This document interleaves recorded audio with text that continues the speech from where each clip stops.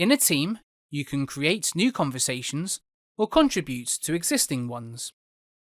Remember, each channel has its own Posts tab, where conversations take place. Conversations in that channel are unique to and should be relevant to the topic of that channel.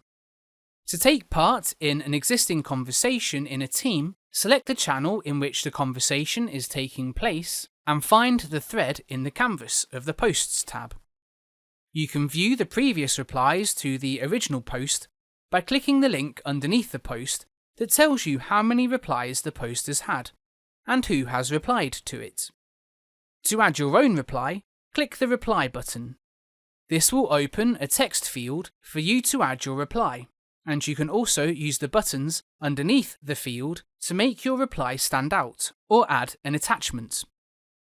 If you want to add a line break, click Shift and Enter to start a new line.